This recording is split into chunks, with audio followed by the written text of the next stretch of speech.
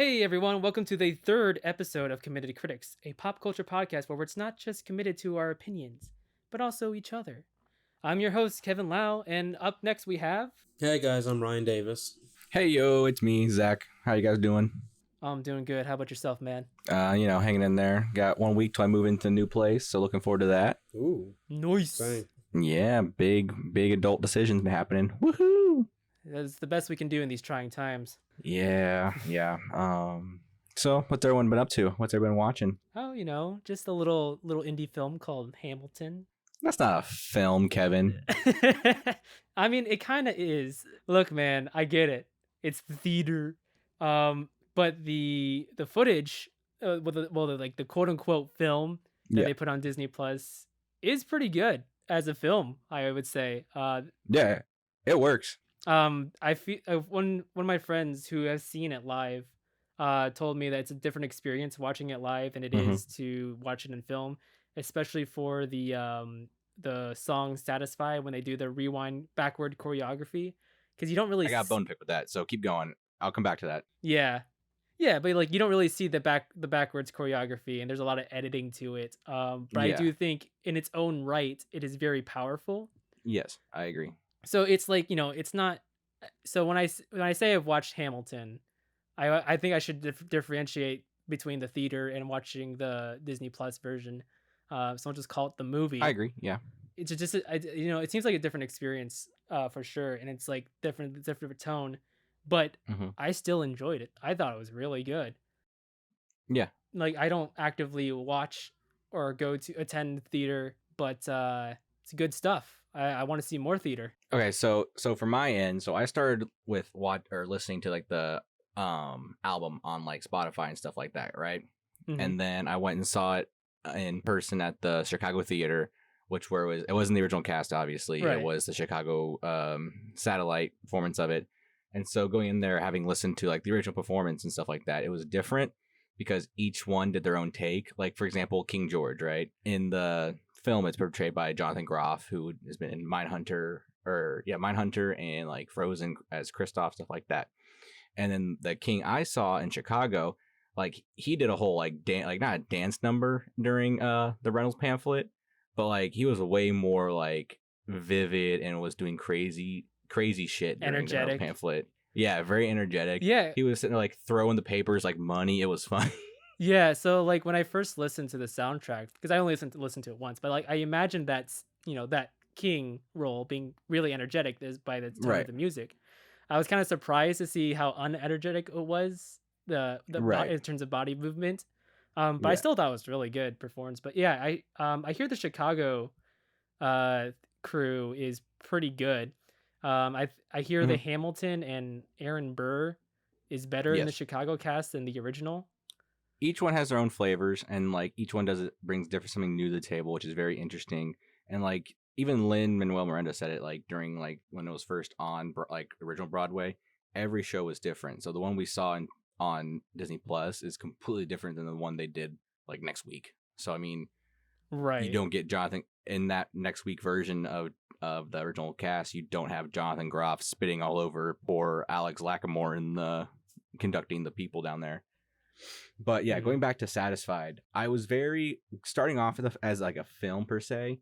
The choices they made in the editing and like the like camera like the camera picks, like the choices of shots they went with, I was very like not confused, but I'm like, why did they go with that shot? They clearly had another camera over there. They could have got a better shot like of their faces and stuff like that. And like when Satisfied happened, I'm like, okay, cool, we're gonna see the turntable, everything.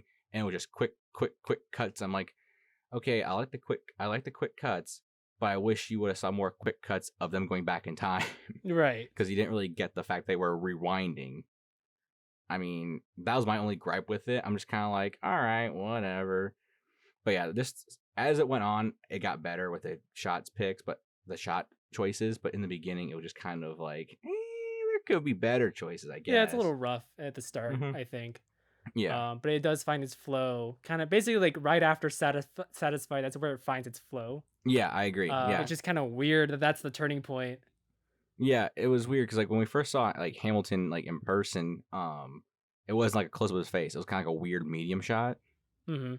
And I'm like, okay, like, figure we have a nice, not extreme close up, but like, there's a shot of Burr like in Skylar Sisters. It's like basically like from like the chest up, and I'm like, oh, why didn't we use that shot for Hamilton earlier? I'm just like, all right, whatever. Like, people are getting paid way more money than my dumbass college student having gripes about certain things. Yeah, so Well, I believe it was shot over the course of 3 days, right? I'm pretty sure that was from a live performance. Okay, so it's just one. No, well, is it just one single performance? Because I I noticed thought, when in Satisfied, yeah, Angela has like a corset that kind of like disappears between shots. and Angelica, Kevin, come on. Angelica. I'm Yeah, just giving sorry. you shit. I've only technically listened to it twice over the span I of know. 5 years.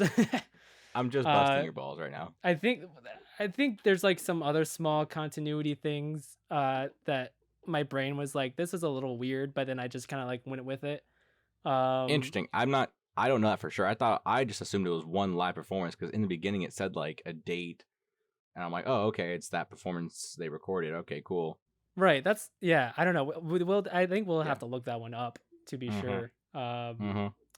But since let's keep things flowing to make sure we don't run out of time. Ryan, what have you been up to? Besides, working the adult life, well, I'm replaying Detroit Become Human, only because in these trying times, I don't know. For some reason, I've heard a lot of people have been replaying Right. it only because of, with everything going on with Black Lives Matter and everything. Everyone's like, what reminds me of this? Detroit Become Human. And after replaying it, I'm like, wow, this really is current day events. But It's problematic from my perspective. I haven't played it fully. I've only kind of like watched gameplays of it, so I can't say fully. I can't fully critique the game. mm-hmm. I just find the concept a little weird when you compare it to civil rights, especially when the protagonists are white. Oh, definitely. Apparently, the guy who plays Marcus is supposed to be black, but I don't see it. Supposed to be. Yeah, exactly. It's like, it's still it's like a whitewashed civil rights movement, I guess. Kinda, yeah. But also it's like the idea of like cyborgs that were created for the purpose of being like servants, uh, gaining souls or like gaining like at least an artificial intelligence that's complex enough to be considered quote unquote human, demanding to be treated as human. So it's kind of weird Mm-hmm. to where it's like, it's like, oh yeah, like, in terms of civil rights movement perspective, like and like metaphor and all that stuff. It's like, blacks weren't created to serve. They were Oof. people that were captured or sold. Um, it's it's rough. It's a rough metaphor. I don't think it does. I don't think it's as good. That's my take at least. My hot take.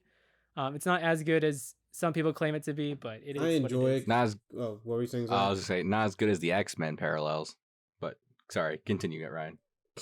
Exactly. The X-Men parallels are good. I mean, it definitely gives some of it because you can do the whole pacifist or violent revolution type thing. Mm-hmm. But I think I enjoy it more because of I like game choice type Mm-hmm. or create your own story type games. But I think it also the story definitely it has its flaws and it has its ups. Mm-hmm. Definitely the strongest character is Connor, only because he's the actual detective, and he's more of on the case of why of these things are happening rather than the actual whole civil rights movement. And then Kara and her, I don't know, I want to be a mom type story. I love it when choose your own adventure stories and games have you as a detective solving mysteries. Yeah. I feel like that's the best use of the mechanic. And I think that's why Connor's story works the best until like he starts getting way too involved with the Mm-hmm. all the androids rebelling. But before then, he's just a detective, and it's like you see how if you don't get the right clues, sometimes you don't find the criminal, sometimes you might fail later on in the story because you don't have all the clues to figure it out. And because there's a whole scene where you just go back to the evidence room and you have to go over all the evidence that you've collected.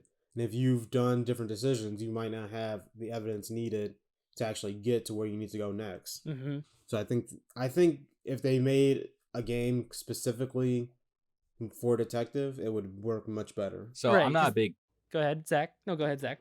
I'm not a big fan of the game because like the problematic aspects Kevin talked about earlier. But however, to the game's defense, the actor who portrayed Marcus is of mixed origins. Okay. So his mother was Swedish and his father was African American from Georgia.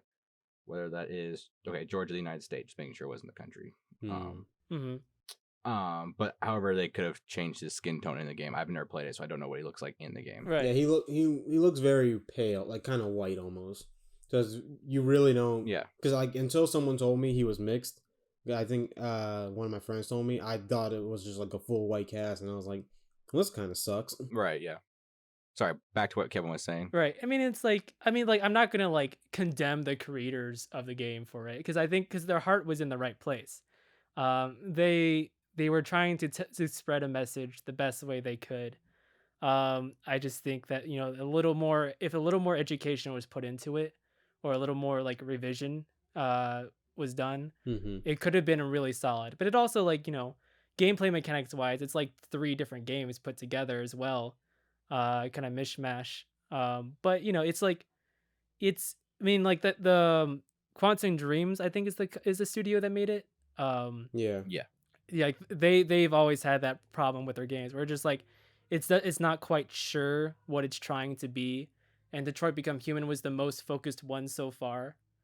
I mean, I'll give it props that it does better than Telltale, and that some of the decisions you make Mhm. actually will affect the story. Because like in Telltale, one of the problems it has, it kind of is you make your decisions, but you'll still end up on the same train Right. at points. Right. Yeah. Whereas this game actually will make it if you make the wrong decision, you'll die, Right. and that's the end of that character's story. Right. So with Telltale, it's like, you know, the plot stays the same, but it's just the context of the emotions that's different. Like the people you're with and the people Mm-hmm. who you left.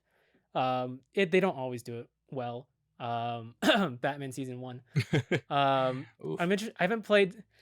I haven't. Guardians of the Galaxy. Hey, yeah. Though that I heard that one was rough. It was awful. I haven't played Batman season 2 yet. I got it recently in a humble bundle, but that one has 2 different endings actually, right? I think you played it, Ryan, right? Mm-hmm. Yeah, it has two different endings. They're actually pretty different from each other, Okay, which I thought was interesting. that's nice. But Telltale Walking Dead season 1, quality, chef kiss. What about you, Zach? What have you been up to? Real quick, I want to go back to the Hamilton thing. Kevin, you were right. The film was edited together from 3 performances at the Richard Rodgers Theater in June of 2016. So you were correct. Also, going back to episode 1 of the podcast, I made a claim that people did not like Uncharted 2. Man, I was wrong. I need to take that back right now. I found a hot take on Twitter, and I'm like, oh, people are agreeing in this thread. Whatever. Cool, I guess. Well, yeah, that's on me, and I apologize. Yeah, Uncharted 2 is great. Nice. I hate being right. So what I've been doing, I've actually played a lot of Assassin's Creed Odyssey this weekend. Surprisingly enough, I've never really been a big I've never really been a big Assassin's Creed fan, but this one caught my eye because I've heard good recommendations from it, good reviews of it, and also it's the Greek mythology and the Greek pantheon. And oh my god, last night I started playing at like 9 p.m. I get a phone call later from my sister asking for a ride home, and it was like 11:30, and I'm like, where did the time go? Like, I just get so lost in that game, doing every side quest, trying to like advance the plot to the next person you're trying to hunt down, to figure out these cool mythos and these cool mythic beasts you have to kill. It's just, are you really like an assassin in this game? Because like the whole thing I see, like, is that you're technically like still a soldier, so it's like, are you really assassinating? Yeah. So the way you can build your character is there's 3 different kinds of builds. You can be a warrior. It's kind of like an RPG now, kind of like Destiny, where you can have different gear. So you can do a warrior build, a hunter build, or an assassin build. Okay. I've been I've been doing kind So of. shouldn't it be Warriors Creed or Hunters Creed? I mean, yeah, like the whole Assassin's Creed and like the whole like Animus. I have only been like out of the like because like the Animus is where you go into to go back to history. I've only gotten out and went back to the present twice, and I'm like 30 hours in the game Uh-huh. at least. Yeah, they kind of stopped doing that with like Assassin's Creed 4 Black Flag. I think that was like Yeah. the one that really changed the whole series. Yeah, I hopped out the very first time, and I'm like, oh, okay. I guess I'll walk around, but like I had nothing to do in the real world. I'm like, there's like here's some cool lure. You can hop back in now. I'm like, oh, okay, so I hopped back in and didn't look back. I've been playing as Cassandra because you can pick your hero. I've been playing as Cassandra, and Cassandra is such a badass. Oh my god, I love her. She's so cool, and yeah, it's really cool. I recommend it if you want a good game. I don't think I'm probably in like close to the end game. Maybe I have to be because I'm close to beating like the bad guys. So I mean, but I'm like probably about 30 to 35 hours in right now. So and there's like 2 DLC packs. Mm-hmm. So this game's gonna last me a long time. Right. I think you're about to reach the end Mhm. of the main game because I think it's only like a 40-hour Yeah, campaign. it is. Yeah, I hear a lot of good things about Odyssey. I've been wanting to play Yeah. that, so it's on my radar. I recommend it. It's also on sale right now on Epic Games if you want to go pick it up. I think it's like $15. Oh, $15? Oh, that's not bad. I think. Hang on, I can look it up. On PlayStation, I'm not sure if it's still up, but I remember last time I looked, they have Odyssey, Origins, Syndicate, Rogue, Unity, and Black Flag. All 6 games for $60. I've heard good things about Origins too. Yeah, Origins was supposed to be like the resurgent of like it's good Yeah. now, and then Odyssey was like it's still good. But it's really not like Odyssey. It's not an Assassin's Creed game because I remember playing like one Assassin's Creed game, and it was very like hide, like jump off buildings, like stab people, assassinate, run away. Yeah. This you can walk into an enemy camp and just hack and slash like Spider-Man or Batman Arkham. Oh Yeah, yeah. you can do whatever the hell you want. Assassin's Creed Odyssey right now is on sale for $20 in the Epic Game Store. Rough. I'm gonna wait till it's $5. If you have your $10 coupon, you can use it on that. I think I do have my $10 coupon still. I would use it on that. I will look into it. But yeah, no, I've only played the first Assassin's Creed, Mhm. and that one's repetitive as hell. Yeah. The very first one? The very first one. It's a lot of like the same 3 missions over and over again, but yeah, it's like Zach was saying, where it's like your combat isn't your thing. You have to use stealth and all that. So to preface, I've noticed like as I've been playing for like 30 hours in this game, they repeat the missions a lot. You're doing kind of the same thing over and over again. But I'm just so in love with the story and so ingrained into it that I don't care if I have to go run across the like Greek world to go talk to this person, come back, and then go kill a fort or kill this whole fort. Like it's kind of repetitive if you think about it and like logistically. Right. But man, it's so much fun because each fort you can. And you said there's monsters in it too? Yeah, there's like you can fight like bears and wolves, but like there are like 4 mythical beasts you have to go find and like kill. And then there's also like a whole like side quest where you're like you're with a hunter of Artemis and you go through and like hunt the Nemean lion and stuff like that. Nice. Yeah, I enjoy it a lot. No, so yeah, the first game is supposedly the worst game in the series, and it's like it's very interesting. It's one of those games that like it has promise but doesn't have a lot of momentum to it. Mm-hmm. I know the Ezio trilogy is supposed to be really good. It has to be. They've been remastering it. Yeah, I guess you're right. So I haven't played those yet. Maybe one day. Like it's just on the list of the long list of games that like I'll play these eventually. This game does make me want to get the new one, Valhalla, coming out in the fall, but we'll see how that goes. I'm interested to see how Valhalla is. Their cinematic trailers are great. Oh my god, yeah. I wish they would just make Assassin's Creed movies like that instead of what we got. I still haven't watched the one we got. It looks It's very meh. Like it's a nice action movie, but it isn't. It's not quality at all. It's like basically kind of like one of those dumb sit through it and just watch and be like placated. Yeah. Big ol' yikes. Big yikes. Moving on. Zach. Yes. You said you finished part 1 of Full Metal Alchemist Brotherhood, correct? I did. I don't know if I said this episode, but I definitely told you guys about it. But yes, I finished part 1. spoiler territory, I guess. Ryan and Kevin, you will hate me. I mean, I finished part 1 and I'm like, oh, it kind of ends. I'm on part 2 now. That's interesting. Cool. All right. Like there's no like denouement of part 1 or anything like that. There was no like resolution. It was just, oh, part 2, let's go. Yeah. I'm like, okay, that's kind of interesting. Yep. It just keeps going. Welcome to anime. Yeah. So spoiler territory. I didn't really feel anything for Hugh's death. You were right. Fuck you. I'm like, yeah, it's sad. I felt more for Nina because it was more effed up. Right. But I'm like, okay. I mean, yeah, it makes sense. Hughes is a necessary loss. Like, it doesn't surprise me at all this happened. Hughes was the best dad character. The most heartfelt, kindest person in the entire show, with the exception of Nina. Mm-hmm. The most kindest person in the show. He died doing what was right. Yeah. Well, Nina represents like the like innocence, like the loss of innocence in like in a cruel world. Or like the consequences of being innocent in a cruel world, rather. But like Hughes is a good man doing the right thing, and just was at the wrong place, wrong time, figured it out, and the bad guys killed him. And like, yeah, it's sad, like retrospectively, but like killed by an image of his wife. Yeah, it's messed up. Like, I get it. I didn't cry or anything like that. Rip. Imagine if they had his daughter pop up, if Envy had turned into his daughter instead. Yeah, no, like I said, it's super sad, and I can't wait to see what happens when Ed and Winry and Al find out. Yeah, I want to see those repercussions. Yeah. Oh, there's going to be repercussions. When Mustang's like, I'm going on a spree, I'm like, oh, let's go Mustang.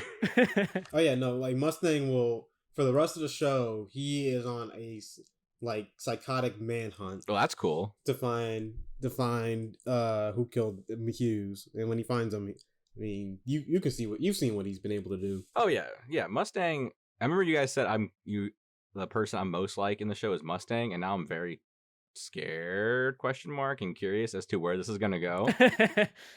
But yeah, no. So wait, go ahead, Ryan. I was just gonna ask, like, so when you left off, did you get to Greed at all? Yeah. That was the guy Ed was fighting, right? Yeah. It was homunculus, and it's homunculi is someone who was transmuted. What they're trying to do. I can't think of the way to phrase it. It's just like a transmuted human. Like, they don't have a human made out of nothing, basically. Yeah. So you've met Greed. I met Greed. I met Envy. I've met Lust. I met Gluttony. I think that's it. Did you complete the Greed story, or I finished? I don't think the Greed story is completed. I finished part 1, so I've not started part 2 yet. I won't spoil it for you. Ryan, I know what you're thinking of. Part 2 is when that character comes in. And then, so part 2 finale I feel like is the only one that actually has like a real finale feel to it. Yeah. And it is. I can't wait to hear your thoughts on that one, because that made me feel things. It's really messed up. Well, I'm excited because like I was looking at the episodes. I'm like, all right, you guys told me season 1's or part 1's more of like, oh, recap. Yeah, it was only 12 episodes. But I realized that most of the parts only have 12 episodes. Is that right? Mm-hmm. Okay, cool. That's going to make it a lot easier to digest and to sort in my head. Cool. Yeah. Cool. Yes. No, it definitely goes by fast. Yeah, when it comes to anime, it's not really, the stories aren't really broken up into seasons. It's more like just arcs. Yeah. Sometimes a season ends in the middle of an arc. Yeah. But most of the time, especially now, it's more like they try to do 2 arcs a season. Full Metal Alchemist, the way the manga was written, there's not really arcs per se, but instead it's really serialized, just one big story plowing through. Okay. It's hard to really pinpoint of like what arcs are which. Right. Yeah. And where they begin and where they end, because they kind of overlap each other. Really, like when it comes to Full Metal Alchemist, it's more like the fights, like, it's like who are they fighting in these few episodes, who are they fighting in these few episodes, right? What are your thoughts on that? I mean, that's I kind of agree with that, because it's like you could try and split into arcs, but like you said, they overlap because there's so many different characters doing different things, so you can't really say, because two sets of characters might be doing different arcs. And it's like, it's interesting I find about Full Metal is because you don't see them that much in part 1, but as the series goes on, you get introduced to new characters. Mm-hmm. You see different characters interact that you would never think would interact or ever cross paths. Mm-hmm. And that's how you see how kind of developed this world is, because there'll be like an entirely new character will cross over with a couple main characters, and you'll see those main characters cross over with villains, and it just goes on and on. It's funny you say that, because I was like, whenever like before Hughes died, I'm like, like the Fuhrer came in and is like, okay, yeah, don't tell anyone. Like this is the group who knows about what Ed and Al are trying to do. Yada yada yada. And so when Mustang found out he was dead, I'm like, oh, right. Mustang doesn't know what Hughes was involved in with like Armstrong and the Fuhrer and Ed and Al. I'm like, I thought Mustang was totally like clued in on it, but I'm like, oh man, he is in the dark on this right now. Oh my God. Mm-hmm. I totally forgot about that. Yeah, that's the interesting thing because it's like there are characters who are left out of like situations until later on in the series because like I'm not gonna spoil it but like it's a long time before Ed and Al discover what happened. Oh really? Wow. Okay. Yeah, it's a long time. But yeah, no. In the after part 2 is when the series starts to like even out a bit because, like I said, part 1 is more like the recap of the first half of the original series, and then so after that, it's just gonna be like it smooths out, it goes to a slower pace, introduces more characters and plot threads, and it's just gonna become much more organic as it goes on.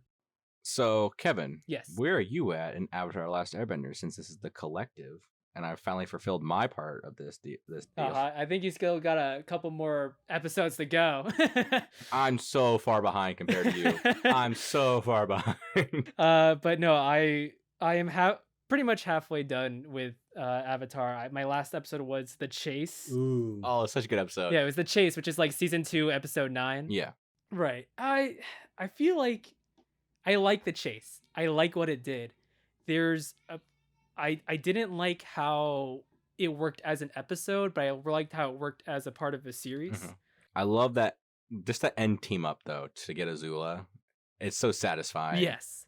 The end team up is so satisfying. But the thing is, so like Katara hasn't really had like her own episode yet, except for like the waterbending master. Yeah. And so like the way this episode starts off, you think it starts off kind of Katara centric, and like kind of like introduces her chemistry with Toph, who's also a great character, so, by the way. Yeah. How do you like Toth? Going back to that real fast. Toph is really great. I think she adds a really great element to the main dynamic, because the main dynamic with Aang, Katara, and Sokka, I feel like can only go so far before it starts. And like it was right when it was starting to run dry, Toph came in and then basically rejuvenated the chemistry in the main cast. Toph adds a little chaotic energy to the whole mix. Yeah, a little bit of a chaotic energy, because both Sokka and Katara are like very like, they're both the type of people to say no. Yeah, they're both parental. They're both organized. Like, no, Aang, don't do that. Or they say no to each other. You'll get to those episodes where Sokka and Aang team up, and I'm like, they're two of the smartest people I know, but collectively they have one effing brain cell. It's so true. Like, good lord. There's some episodes later where like Toph and Katara have to go do something, and together Sokka and Aang are like, what the do we do? Like, what are we supposed to do? Like, we have no idea what to do right now. Yeah, dude. Like in Sokka, there's technically been 2 Sokka centric episodes so far, and both times Sokka is like a very capable person. Yeah. I think the Chase is more or less kind of Sokka centric towards the end, especially like with the fight between Ty Lee and May. Like Sokka really stands his ground as a boomerang guy against against Benders. Going back to your critique of Katara's episodes, Katara gets a couple strong episodes in season 3 and a couple in season 2, but they're more in season 3 is where she starts to shine. She's definitely more prominent now in season 2 than she was in season 1.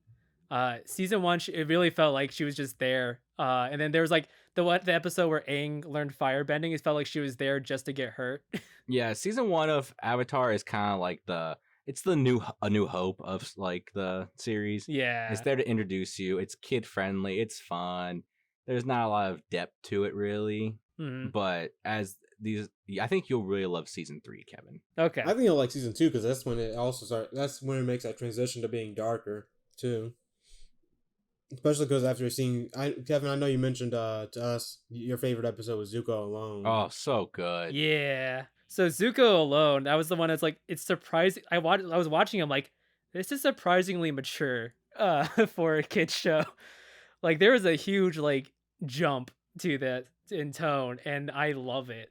I want to ask, do you understand what happened between his mom and like his father and his grandfather? Okay, so like his grandfather was dying, and so his father had to take the role of as the Fire Lord Nation guy, and then like obviously his father kind of hates Zuko for being a weakling, and of course Azula is more like in her father's footsteps, so she's nuts, and Well, she's nuts.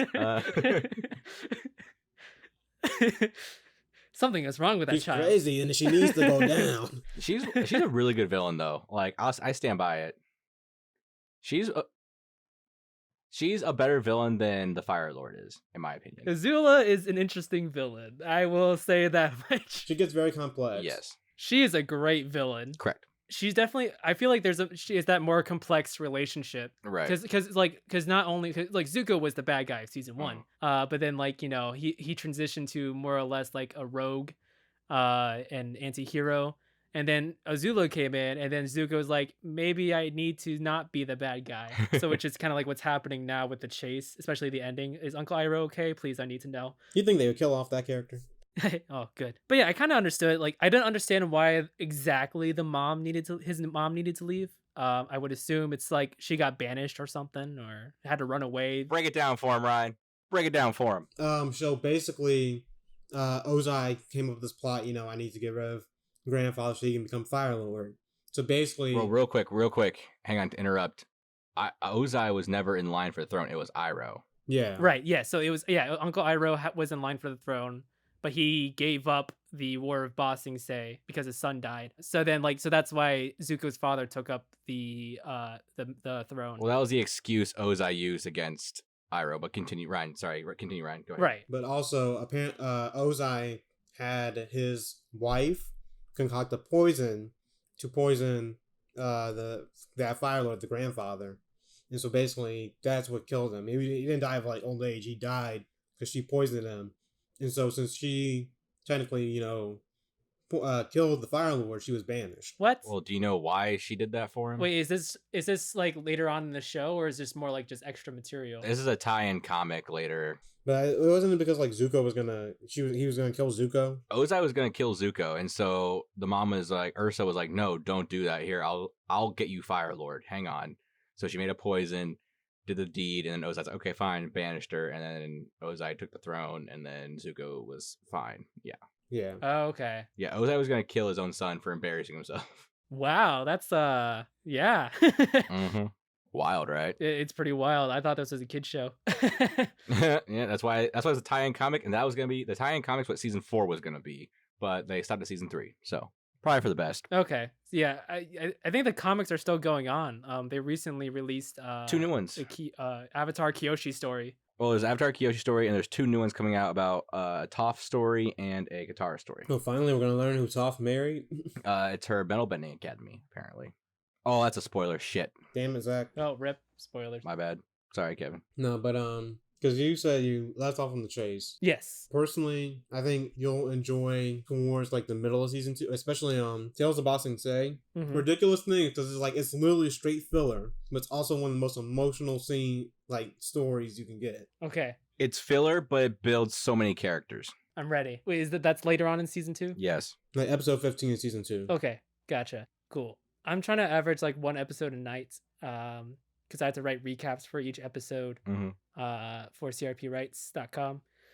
So I've been watching it once every night, and I write notes as I watch the episode. So hopefully I should have it done by the end of August, or at least definitely by the time Korra comes out on Netflix, which is August 14th. Kevin, you're pretty well off. Like, since you finished the chase, I'm looking at like the episode list. There's really not much BS to sift through. Right. And I know it looks like Netflix, like for some 2-parters, for the 2 or 3-parters in seasons 2 and 3, they combined it into 1 episode. Yeah. Yeah. Because I know they do it with I know the finale they have it combined into one whole thing, so all 4 episodes, and I was like, oh, this is just basically a movie. Mm-hmm. Right. Yeah. Is that a good way to watch it, or should I? I mean, yeah. Yes, you should watch. Yeah. Okay, cool. Hopefully they're able to transition well, so it's not like in the middle of an episode and then before they cut the credits it's just the intro again. Yeah, that's kind of like when it first aired on Nickelodeon, it was like a 2-hour block. but like after the first part was over, it cut to black and it faded up on the credit for or like the title and like the book number and stuff like that, and go back into the episode. Okay, cool. So Yeah. okay, cool. Yeah, so it's You don't have to see previously on Avatar. Previously on Avatar. yeah, so it's kind of like marathon mode in for the Attack on Titan Blu-ray. But yeah, Kevin, for kind of So when you're watching the season 2 finale, watch the 2-parter Mhm. at once, and when you're watching the season 3 finale, like the series finale, watch all 4 of those parts at once. Right. And then there's the mid-season finale of season 3. Right. There's 2 parts. You'll know which ones they are when you get to them. I'm not going to say the name of the episode to spoil it. Mhm. But watch those 2 at the same time. Yeah, too. I think, like I said, seasons 2 and 3, I don't see the part 1 or part 2 in the titles. I just see the runtime. Okay. Which looks like everything is combined. Cool. Season 1 finale is the only one that looks separated on Netflix. Interesting. Cool. The more you know. The more you know. I really like it so far, though. Zuko is a great character. Turtle ducks are kind of cool. Kevin, when you get to the point, there's going to be one thing in the series finale you're going to be like, yeah, and it's gonna be kind of weak, and you're gonna be like, all right, you're gonna like attack it for some reason. I just got a feeling you're gonna attack it, but because it's kind of like a Day X kind of thing. I'm just gonna give you a middle finger. I know what you're talking about. he suddenly learned the ability to do this other thing. Jesus.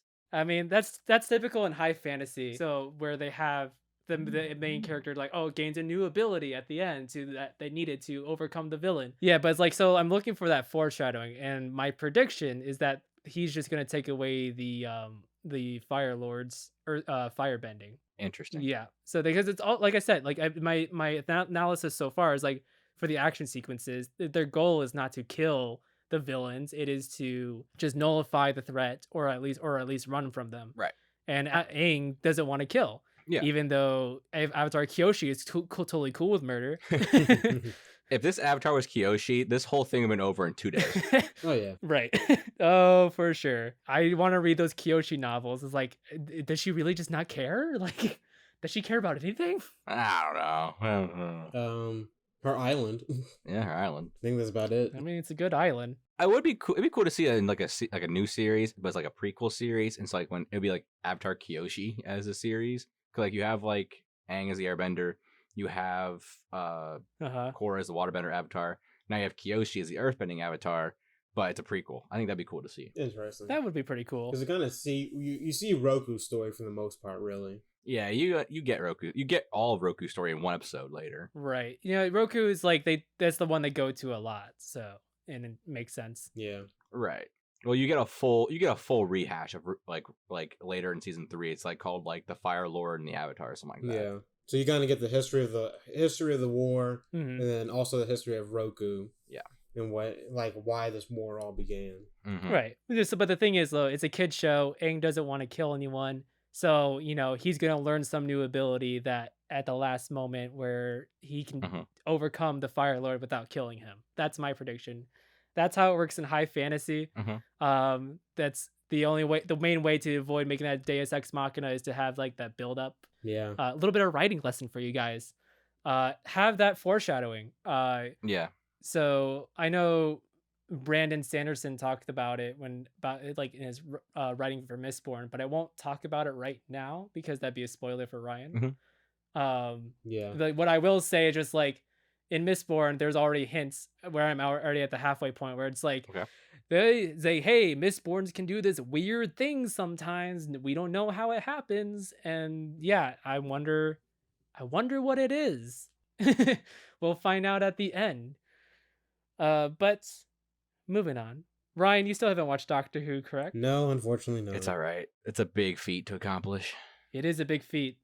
It is very like, it's kind of intimidating, honestly, to be like, I always feel scared to recommend Doctor Who to someone because I feel like they will look at it and they're like, I don't understand what's happening. Kevin, can I ask you a question? Yeah. When we get to Doctor Who eventually, and we're talking about like it depends how far Ryan is. Can we do a bracket with all the Doctor's companions? We could. And like you and I just battle it out. I don't know much before 2005. Oh yeah, not the old ones. Just okay. It'll be like an 8-man bracket. Yeah, won't be that anything crazy. Donna wins them all. Honestly, I could see it too. Honestly, I meant it as a joke. It was like, yeah, but she's a pretty good companion. If you would have said Martha, it'd been more of a joke. Clara for life. Clara for life. Oh, Martha needed more seasons. I'm over here like, I'm like, Martha, Batman v Superman. Martha, how do you know that name? Oh, that's a good segue, Ryan or Kevin, into this our next topic. Yeah. You guys remember Batman vs Superman, the movie that I think is good, but everyone else thinks is bad? Hey, I think it's good. You're not alone in that. Like, it's not just you. Don't try and play the martyr. Yeah. I was like, Kevin, do you know me? Yeah, that's true. It's kind of divided. It's a movie with acquired taste. That I'll say that. Yeah. Liking it doesn't mean you're smarter than everyone else. It's just, it's more your style. No, I'm just saying though, for people who want to like be elitist, like I like movies, I understand movies more because I like Batman versus Superman. It's like, no, dude, like you can be a dumbass and like smart movies. I've seen it happen. I know, I'm just giving you shit. Kevin has big brain energy because he likes. I've watched Batman vs Superman Ultimate Edition one time. I got big brain energy. Remember its sequel, Justice League? I do. Here, okay. Can I break you down a story real quick, Kevin? I'll be fast. Go ahead.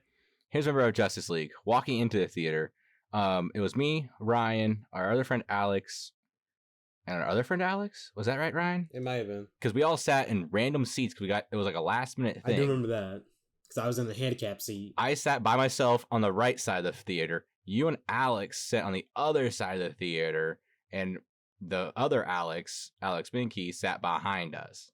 And it was like, okay, so the screen pops on, and the next thing I remember is me walking over to Alex and you and being like, yeah, that was shit.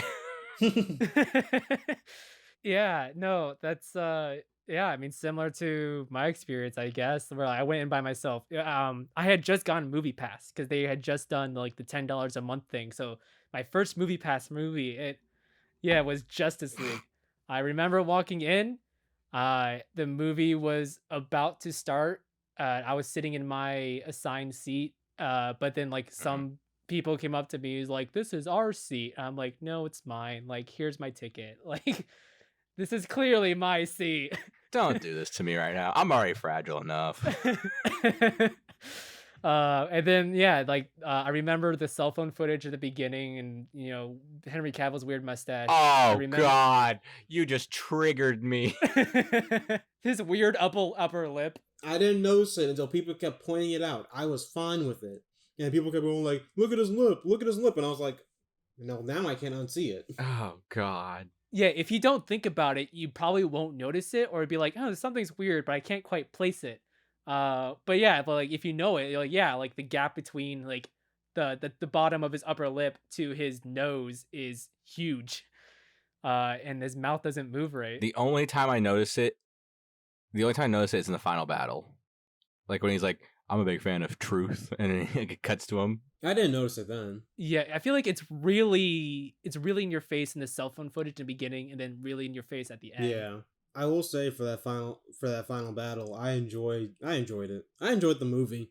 It was very stupid. Like, it's not the Justice League I wanted, but I got Justice League at the end of the day. It's definitely like a turn your brain. Oh my God, perfect parallel. You ready for this, Kevin? You're gonna love me for this one. Go ahead.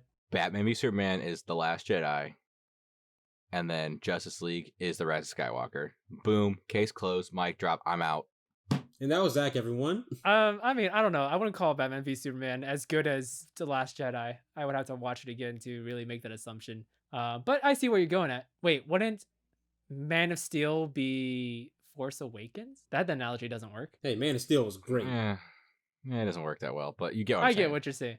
I like Man of Steel too. Man of Steel's good. That one also has a divide, but like I like it. Yeah, I think it's fine.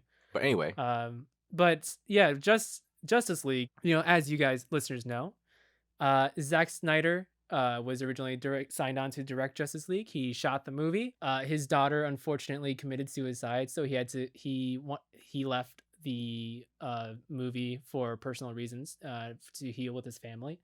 And then he chose Joss Whedon of Buffy the Vampire Slayer and Avengers 1 and 2 fame to finish the project. And what happened was, did he choose them? Zack Snyder chose Joss Whedon, I believe.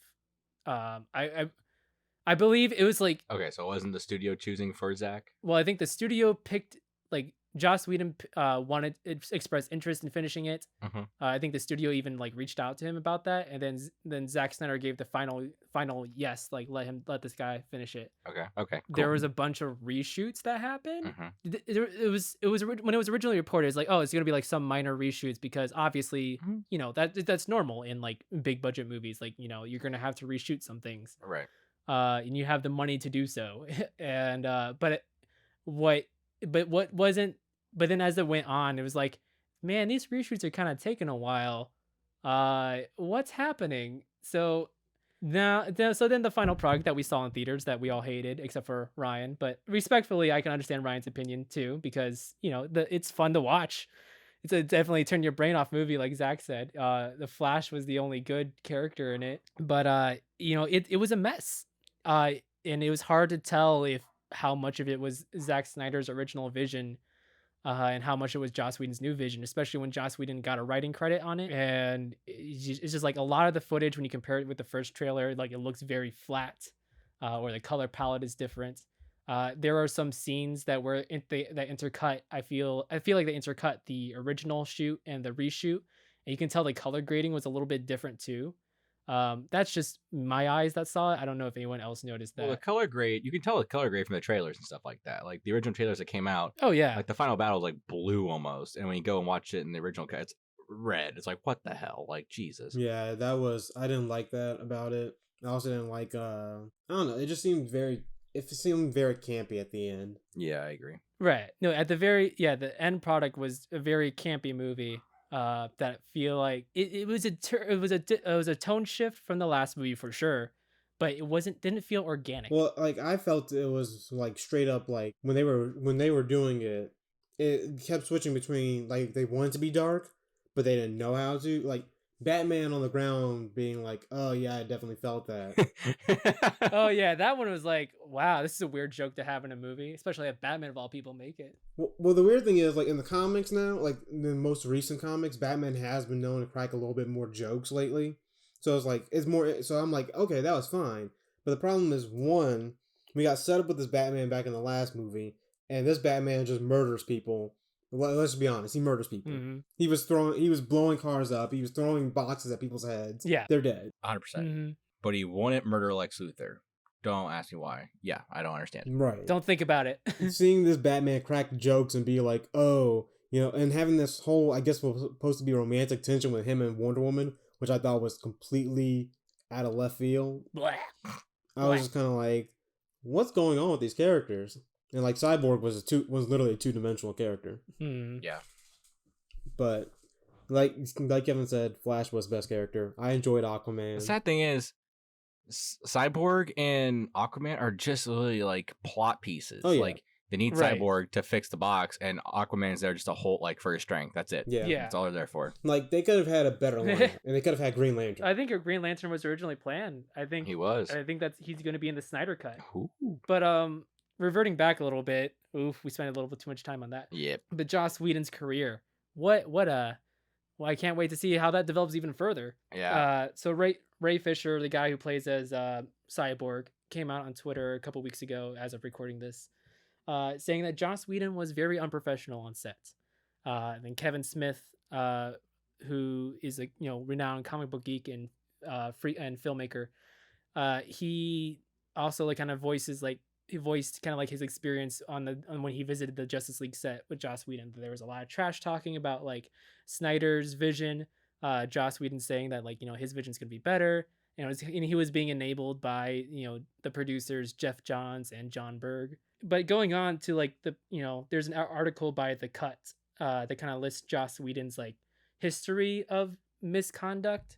It's not the first time something like this has happened, whereas Joss Whedon has like a public persona where he's a humble feminist. Right. But if you like kind of look at it, like his past work, especially like Dr. Horrible's sing-along blog, it's not really there. And it seems like the turning point was like in season 4 of Buffy the Vampire Slayer, where he suddenly became very egotistical. And this is the time where Buffy the Vampire Slayer just hit it really big. It is mainstream.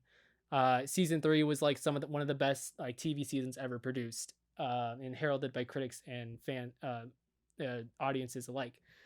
Um, so like he James Marsters, the guy who plays a Spike in Buffy the Vampire Slayer, Ryan knows him from the show Runaways, correct? Mm-hmm. Yeah. So Spike became a very popular character in season 4 of with audiences. Like he was introduced in season 2, and audiences kept demanding that like he come back because he's like really good. James Marsters said on Mike Rosenbaum's podcast. Mike Rosenbaum played Lex Luthor in Smallville. Love that podcast. Highly recommend it. Sorry, go ahead. Yeah, no. So James Marsters was saying like his one experience with Joss Whedon, where it's like Joss Whedon kind of cornered him. He's like, I don't care how popular the character is. This is my show. We do what I say, and it's kind of like in a threatening way.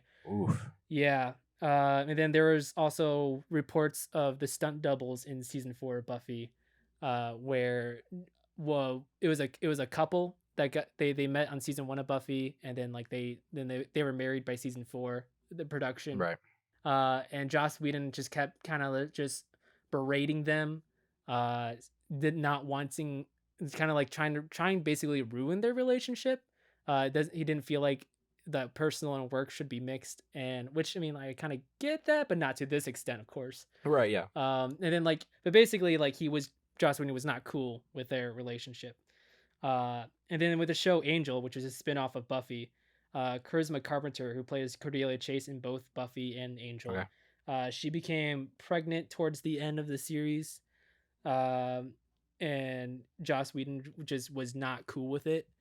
So he kind of like he wrote her character out, but like didn't do the character justice. He just kind of like it was according to Charisma Carpenter, it's like like it seemed like his anger for her leaked out into the script as he wrote her out of the series. So a half-ass write out, basically. Basically, yeah. She came out saying that she was cool with it and that all was forgiven.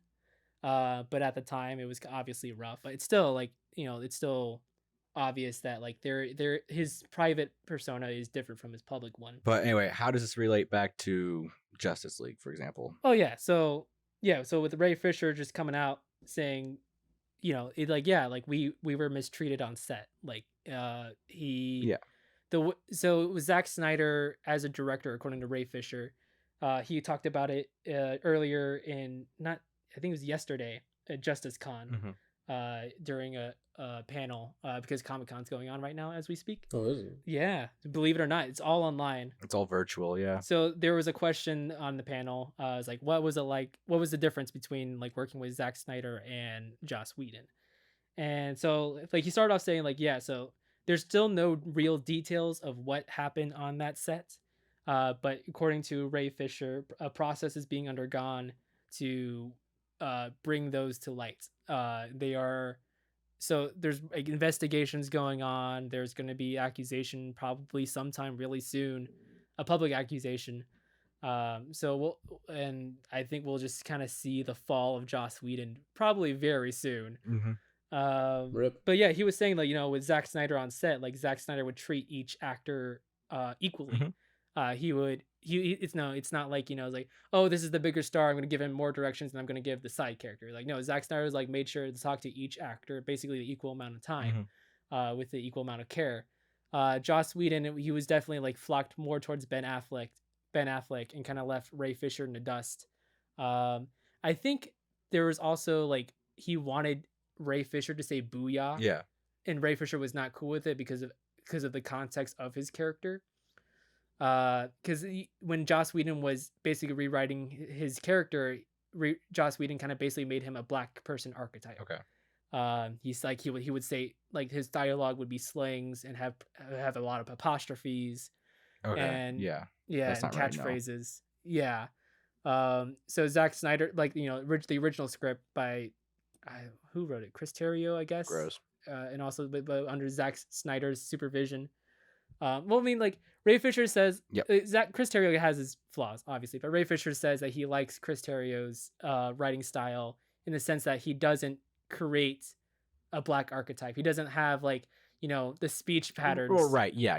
He writes it as a character. I was referring to Chris Terrio writing Rise of Skywalker, but that's a different thing. Sorry. Yeah, I feel like, I don't know. I think we need to do an investigation on Chris Terrio. Kevin, is he a really good writer? Let's find out. Hard deep dive. Yeah, I feel it could have been the possibility with Rise of Skywalker where he got brought on last minute only to be the scapegoat. You've been defending Chris Terrio ever since I've known you, and I don't know if it's worth it. I really don't. I'm not really defending him because I don't really know much about him. It's just right, I know. It's like I don't know enough about him to bring him down.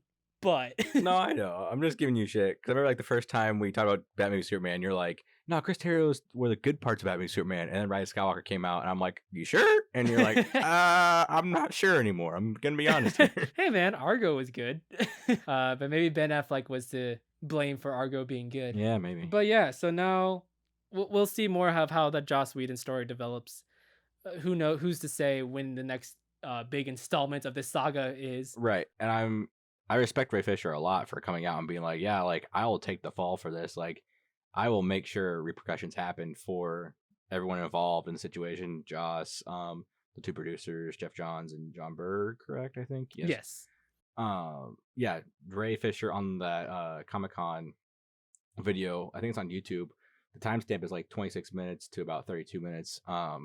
He's like, yeah, like I will do my damnedest to bring them down, and like he'll basically martyr himself for it. And I'm like, you know what? Respect. Like takes a lot to like risk everything you have just to make like for the good of everyone. I mean, I watched a little bit more of that panel too. He seems like a really interesting guy. It's hard to tell with actors if they're putting on a persona in front of the camera.